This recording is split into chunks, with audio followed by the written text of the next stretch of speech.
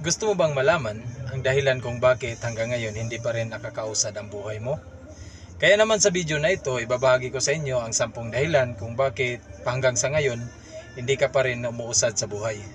Pero bago po yan, siyempre hindi ko makakalimutan ang pagpapasalamat sa inyo. Maraming salamat at pagtsatsaga sa ating munting channel.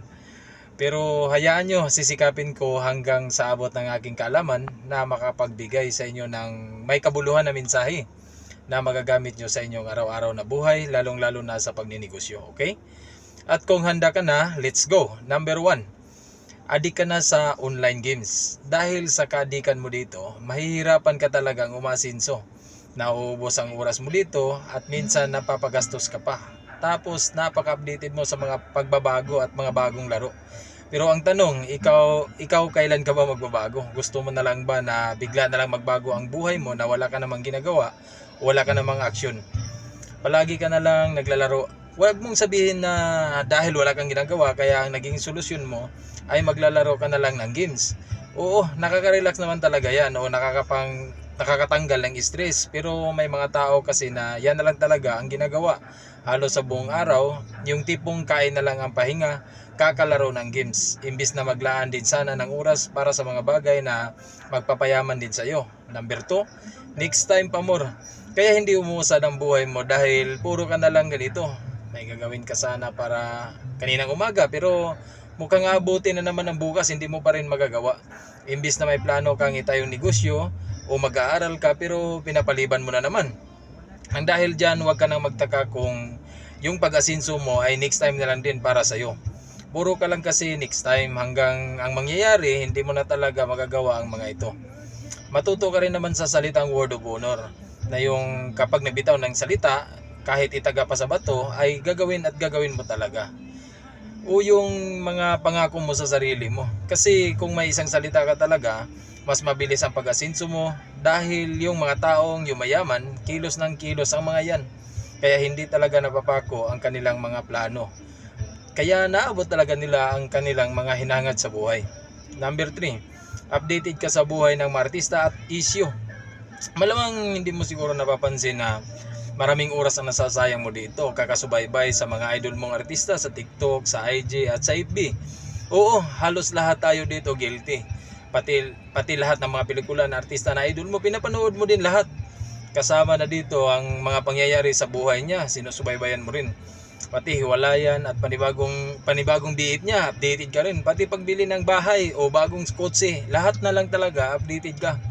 Pero ang tanong, gusto mo na lang ba na laging ganun? Lagi ka na lang nanonood sa buhay ng ibang tao? Na ikaw yung audience sa abang buhay. Inuubos mo lang yung oras sa kakapanood sa pagangat ng ibang tao. Ngayon, paano naman ikaw? Aangatin ba ang buhay mo sa kakapanood sa mga idol mo?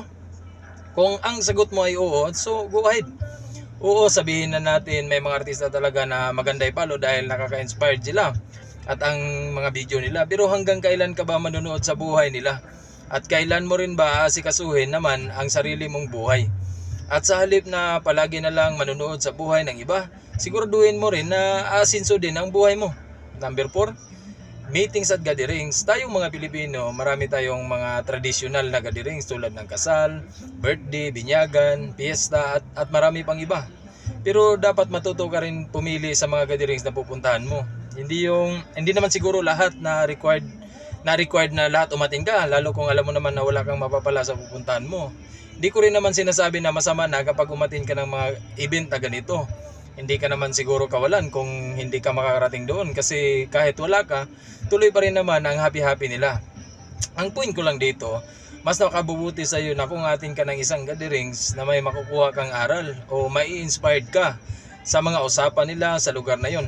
O magkakaroon ka ng dagdag idea about business o di kaya ay magkakaroon ka pa ng kasusyo sa negosyo. Kaysa atin ka lang ng isang salo-salo o inuman na maglalasing ka lang din naman at wala ka talagang mapapala dito. Number 5, panay silip sa social media at sa cellphone mo. Isa din ito na nagpapabagal sa pag-usad ng buhay mo o mayat-mayat panay ang silip mo sa FB mo, sa cellphone mo. Bawat notification, tingin ka ng tingin at sinanay mo rin kasi na pagkagising mo pa lang imbis na pagpasalamat ka sa panibagong araw na binigay sa iyo ay inuna mo na kaagad ang cellphone mo. para mag-scroll lang na mag-scroll. Kaya inaabot ka ng isang oras, nasa higaan ka pa rin. Scroll ka pa rin ng scroll imbis na bumangon para maghanda sa araw mo.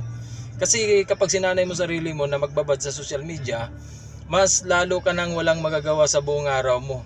Kaya bawas-bawasan mo na o di kaya tigilan mo na ang mga habit mo sa social media na magpapatamad sa iyo o magpapabagal sa mga progress mo. Kung naadik ka na sa pagpanood ng mga Korean dramas, iwasan mo na kasi wala naman talagang mapapala nito. Sa kakapanood mo ng drama movie na ito, kaya tuloy puro ka na lang kadramahan sa buhay. Number 6, sobrang bagal mo kumilos at mag-decide. Para mas mabilis ang pag-angat mo, dapat mabilis ka din kumilos at mabilis ka rin mag-decide. Hindi ko ibig sabihin dito na magpadalos-dalos ka na lang. Pero marami kasing tao na walang nauumpisahan dahil napakabagal mag-decide o mag-execute. Puro lang plano pero wala namang kilos. Okay lang naman na hindi magiging perfect muna ang mga plano mo o ang aksyon mo. Pero wag mo namang kalimutan na pwede mo rin namang i-adjust yan along the way para magiging mas maganda pa ang ginagawa mo. Lamang na rin ito kaysa hindi ka kumilos. Kaya hanggang ngayon nakanganga ka pa rin. Number 7, sobrang suporta mo sa politics. Sa advice na ito, hindi ko ibig sabihin na wala na tayong pakialam sa politics, sa mga korupsyon o sa mga nangyayari sa bansa natin. Maliban na lang kung politiko ka o nag-aaral ka ng related dito. Siguro mas nakabuti sa iyo na mas marami kang alam patungkol dito. Pero kung hindi ka naman related dito, hindi mo na kailangan na alamin lahat ang patungkol dito sa mga nangyayari sa politics. Lalo pa kung wala naman itong maiambag sa iyo. Kasi sayang lang ang oras diyan. Sino ba naman ang ayaw ng matinong gobyerno, matinong nakaupo para mas maayos din ang bansa natin.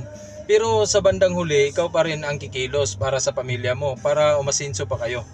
Kahit pa kasi todo suporta ka pa sa isang politiko, hindi ibig sabihin nun na ganun din ang magiging suporta niya sa iyo pag nanalo siya.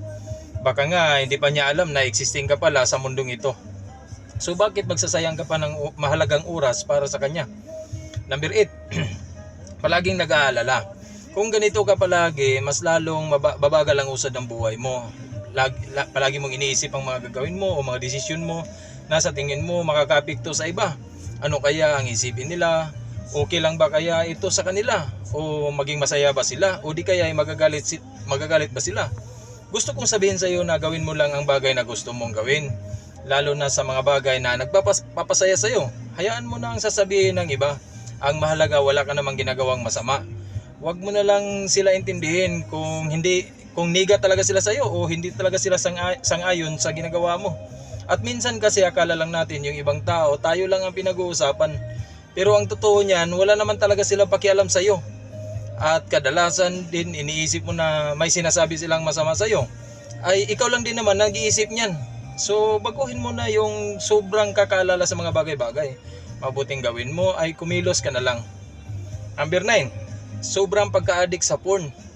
Isang bagay ito na nagpapabagal sa usad ng buhay mo. Lalo na kung mapadalas na ang pagsilip mo dito sa loob na isang araw. Hanggang sa sumasali ka na sa kung ano-anong platform nito sa social media, sa mga group chat, at marami pang iba. At maaaring nagpupuyat ka na rin dito at gumagastos ka pa ng pera. At kung mamalas-malasin ka pa, baka ma-scam ka pa dito. Kaya ang mga taong humilig dito nasisira na ang takbo ng utak nila. Kung ano-ano na lang iniisip nila. Para lang makamit ang pansamantalang kaligayahan na dahilan kung bakit nawawala na ang focus mo sa mga pangarap mo sa buhay. At sa mga bagay na dapat magpapaunlad sa iyo. At bago natin ipagpatuloy ang panghuli sa video na ito, please palike naman sa video natin para tulungan tayo ni Facebook at YouTube na para ikalat pa yung mga video natin. Maraming salamat. Number 10, sobrang napaka-negatibong mag-isip. Halos ilang beses ko na din binanggit ang payo na ito. Kasi kung ganito ka talaga mag-isip, sure talaga ako na mananatili ka na lang dyan sa buhay mo ngayon. Dahil isang dahilan ito na hindi talaga uusad ang buhay mo hanggat meron ka nito ang pagiging niga.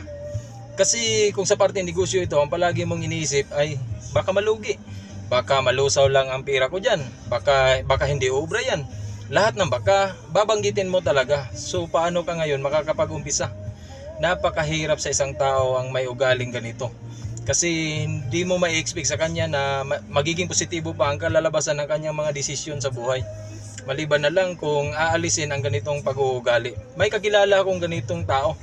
Ang hirap paliwanagan, hindi niya maintindihan ang mga bagay-bagay. Feeling niya siya lang talaga yung tama palagi, kaya ang ending, ayun nga. So hanggang dito na lang po muna ang video natin. Sana magtagumpay kayo balang araw. Paalam.